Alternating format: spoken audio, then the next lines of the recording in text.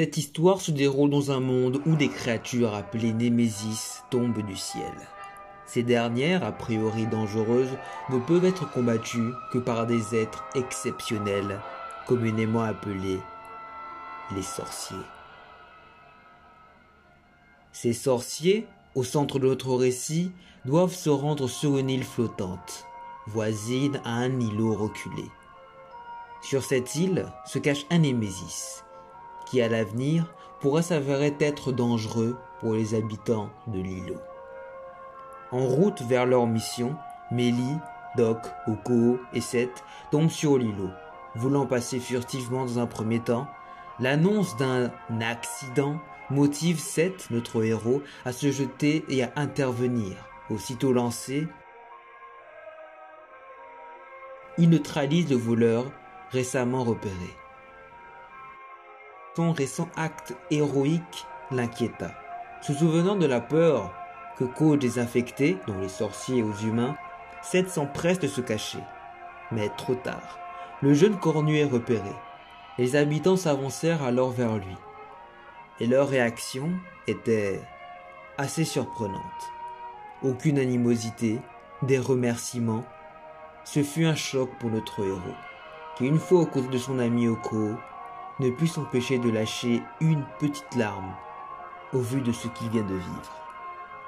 Du côté de l'île flottante, Mélie et Doc tombent sur une créature gigantesque qui les attaque. Avant même qu'ils puissent agir, une explosion mit KO la créature. Et un jeune homme sort de la fumée et tombe face à nos deux héros. Quand soudain, du ciel, apparaît une silhouette qui mit à terre la créature. C'était Seth, qui toujours dans son impulsivité reste fidèle à lui-même. Seth, au sommet du crâne de sa nouvelle victime, croise le regard du jeune homme. Tout de suite après, tout le monde s'avança vers lui afin de le remercier. Ce dernier, nommé Charles, est un sorcier résident à l'Artémis, tout comme nos héros. Au vu des énormes dettes qu'il a, il se doit de se coltiner plusieurs missions, dont celle-ci. Ce qui fait rire Seth, se reconnaissant cette histoire, car lui aussi étant criblé de dettes. Nos héros discutent entre eux sur la mission, le plan à établir et de la récompense et de la prochaine récompense. Bref, une discussion classique entre sorciers infectés voulant de l'argent, parce que c'est ça le plus important. Soudain, Charles souhaite prendre Seth en aparté. Charles est un infecté comme les autres. Il a énormément subi la rage des hommes et de la cruauté de ces derniers. De base, il n'est pas assez puissant pour être une menace mondiale, mais avec le Némésis présent sur cette île qu'il tente de dompter et l'aide du cornu, Charles veut mettre à genoux l'Inquisition. Après tout, pourquoi pas? Il a des alliés. Il a un allié, donc Seth, un Némésis redoutable, du moins c'est encore en projet. C'est le moment, n'est-ce pas? Hélas, ce n'est pas les projets de notre cornu. Charles et Seth se lancent alors dans un débat. Une haine injustifiée, voilà ce que nous vivons. Il mérite une sentence, même minime. Oui, mais cela ne ferait que confirmer que nous sommes des monstres. Ainsi soit-il alors, répliqua Charles. Il continue et dit, ils ont fait de nous des monstres, alors attribuons-leur un rôle. C'est la chose la plus équitable que nous puissions faire. Malgré tous les arguments de Charles, ça ne convainc pas Seth. C'est alors, avec déception, que Charles lança un sort qui fit disparaître notre cornu. Et au même moment, Mélie se jette sur Charles afin de le confronter. Charles n'abandonne pas. Il tente de ramener Mélie, Oko et Doc à sa cause. Hélas, c'est en vain. Toute l'équipe se jette sur lui, sans chercher à comprendre. Doc se lance à l'assaut, influencé par les chevaliers qui troublent ses pensées, forçant Mélie et Oko à s'éloigner. Car même si Seth n'est plus visible, il est forcément encore en vie.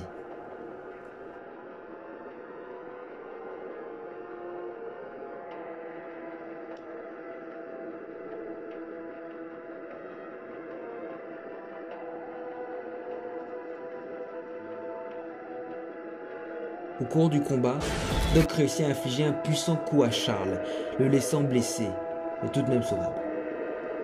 Quand eut lieu une explosion déclenchée en douce par Charles, alors que nos deux combattants sont à terre, arrive devant eux le Némésis, la quête de leur présence sur cette île. Ce dernier se présente face à nos héros et terrasse en un seul coup Charles, qui l'éloignait à plus d'une dizaine de kilomètres du champ de bataille, forçant alors Doc à agir, car, semble-t-il, ce Némésis, comme tous les autres, risque de menacer leur vie.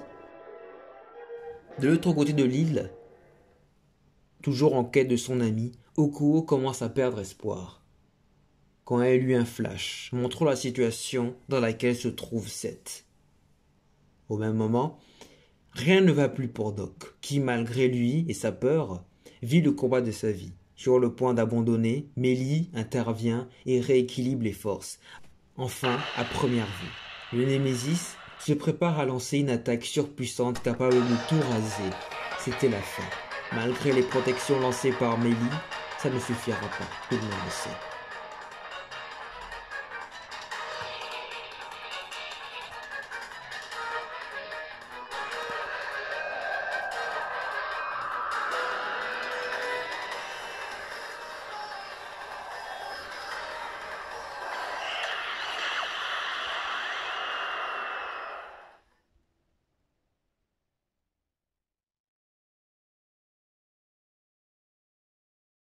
C'est alors que l'attaque est lancée. Mais, attends, nos héros sont vivants, tout le monde va bien, même Mélie n'y comprend rien. Même les personnages eux-mêmes n'y comprennent rien. Mélie alors lève la tête et voit Seth. Semble-t-il, le sort lancé par Charles est tombé.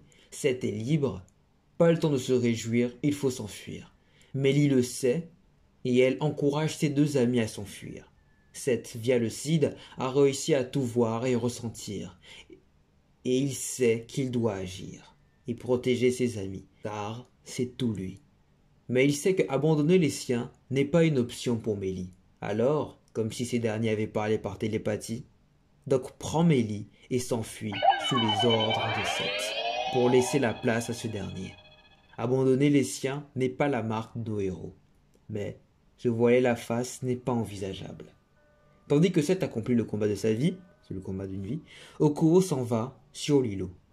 Cette dernière étant la responsable du retour de Seth, car l'ayant trouvé dans le Cid, elle tombe nez à nez avec Charles. Elle le prend avec lui, le trouvant gravement blessé, et tente de demander de l'aide aux habitants pour le soigner. Dommage, la population, toujours à l'écart des sorciers, a pour la première fois vu nos héros, les infectés, dont les sorciers à l'œuvre. Ces derniers prirent peur. Elle a pour la première fois observé de très près le potentiel de destruction que possèdent ces êtres. Ils ne s'étaient pas basés sur les préjugés établis, mais une fois témoins de ce dont étaient capables ces êtres, c'était trop tard. Remplis de peur, ils refusèrent de les aider, laissant alors Charles perdre peu à peu conscience, sans regret.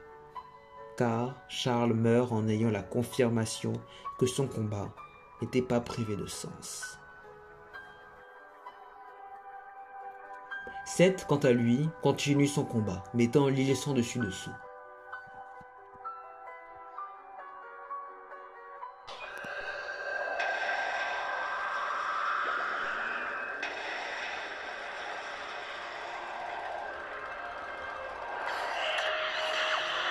On observe alors un véritable déferlement de puissance qui laissa pour mort notre jeune cornu, qui tomba avec le reste de l'îlot. Et il réussit son projet, sauver ses amis, les habitants.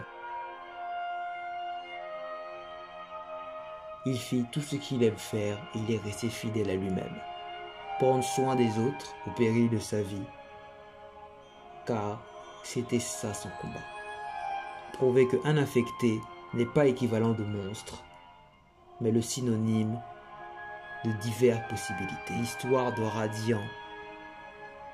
Et pour autant, même si c'est la fin de l'histoire que je viens de vous conter, celle du combat des infectés,